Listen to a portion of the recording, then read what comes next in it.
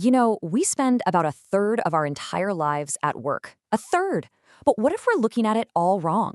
What if the secret to a really meaningful life isn't about landing that perfect dream job, but about completely changing how you see the job you have right now? Today, we're going to dive into how two ancient spiritual traditions offer a pretty radical way to turn your daily grind into something, well, sacred.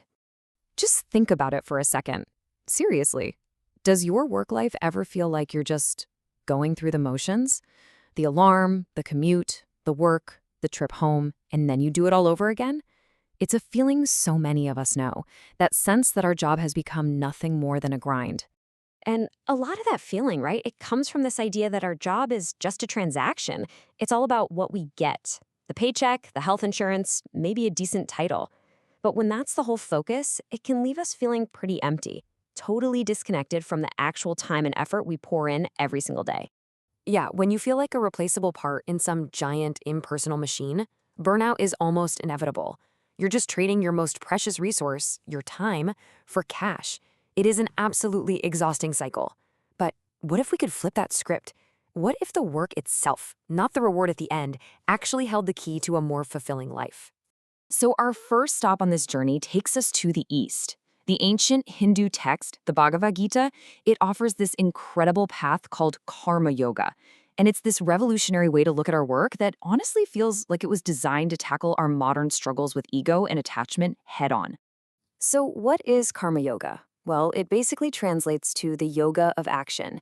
And this isn't about quitting your job to go meditate on a mountaintop. Not at all. It's about transforming the work you already do into a genuine spiritual practice. The big idea here is that liberation isn't found by escaping work, but by finding it right in the middle of your 9 to 5. And at the heart of this whole philosophy is this one powerful line: yoga is skill and action. So what does that really mean? It means that true spiritual practice is found by doing your job with absolute focus and excellence. It doesn't matter if you're writing code, making coffee, or building a spreadsheet. That precision, that dedication, that's a form of yoga. And the flip side, sloppy, half-hearted work isn't just bad for business. It's a kind of spiritual misalignment. And this is all built on 3 main pillars. First up is nishkama karma. Basically, do your absolute best work, but then let go of any attachment to the outcome. Don't tie your ego and your self-worth to whether you get the praise or the promotion. Second, yajna. See your work as an offering. Every single task becomes a contribution to something bigger than you: the team, the company, or even society. And finally, swadharma. This is all about finding and doing the work that aligns with your unique nature, your personal duty. Okay, so now let's pivot and head over to the West to explore a surprisingly parallel idea from the Judeo-Christian tradition. Because the Bible presents work not as a drag, but as a core part of being human, a divine mandate given to us right from the very beginning. Now, in this view, work is not a curse that came about because humanity messed up. Nope, it was part of the original blueprint. The idea is that humans, made in the image of a creator God who worked, are meant to be co-creators ourselves, bringing order and flourishing to the world through our labor. This verse completely shifts your perspective. Your real supervisor isn't your manager, it's a higher power, and that changes everything.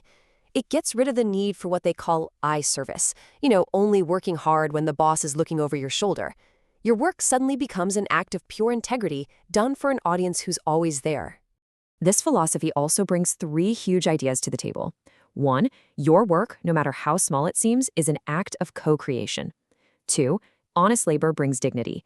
It lets you provide for yourself and gives you the ability to be generous with others. And 3, and this one is so important, the Sabbath. It's a divinely ordered rhythm of work and rest. This is crucial because it teaches us that while work is holy, it is not our God. We are commanded to rest, which keeps us from becoming slaves to our own productivity. So here we are. We've got 2 ancient texts from totally different cultures and corners of the world. But when you put their philosophies on work right next to each other, something pretty amazing happens.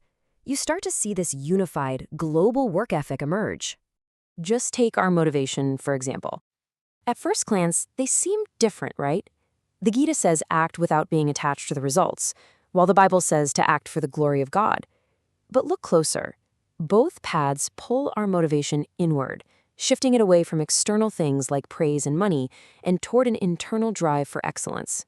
And this pattern just keeps going. It's incredible. Look at the standard of our work. Both demand total commitment, whether it's the Gita's skill in action or the Bible's call to work with all your heart. What about accountability? Both point to an ultimate responsibility, either to your own inner purpose, your dharma, or to your creator. And the benefit? Well, they both land on a life of genuine fulfillment, promising inner peace on one hand and the ability to provide for yourself and serve others on the other. They really do converge. Okay, so this is all fascinating stuff, but let's get real. How do we actually apply this when the alarm goes off tomorrow morning? How do we turn our workspace, whether it's a cubicle, a kitchen, a classroom, or the driver's seat of a truck, into a kind of secret space? Let's break it down into a simple 3-step mindset. Step 1, inspired by the Gita. Practice detachment.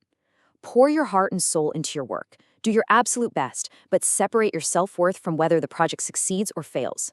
Step 2, from the Bible. Practice devotion. Treat every single task, from answering an email to attending a meeting, as if you're doing it for a divine audience. And step 3, where they both meet. Practice integrity. Work with total excellence, especially when nobody's looking. So, here's the bottom line, the crucial point of all of this. These ancient traditions are trying to tell us that our office, our studio, our workshop, it's not just some mundane place where we trade time for money. It's a place of transformation. In a very real sense, it's our temple, the main place where we get to put our deepest values into practice. And once you see it that way, everything starts to shift. That really difficult project, that tedious report, even that annoying colleague, they all become opportunities. Opportunities to practice a deeper, more meaningful way of being. So the real question isn't just whether this is all interesting. The real question is, what are you going to do with it? How will you approach your work tomorrow?